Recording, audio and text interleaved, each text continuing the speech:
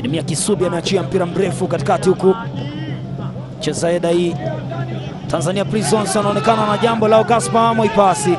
Moipasi anaileta chini huku kwa Kasim Mdoe.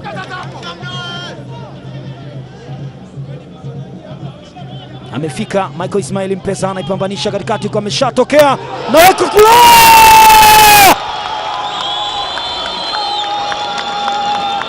Inavunjwa ngome hapa ya JKT Tanzania. Anaambia yes, hebu tuchomekee. Siungurutuka pa nyuma, Kirundi pambali, mwendo wa bata. Tumemaliza kazi. Wanatangulizwa hapa JKT Tanzania.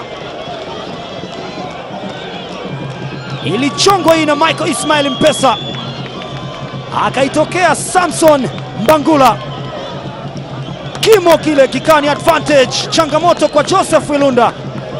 Anawatanguliza sasa Tanzania Prisons mapema katika kipindi cha pili. Akamwambia tulieni, njoeni tuchomekee, alafu tucheze kibata. Tazama hii.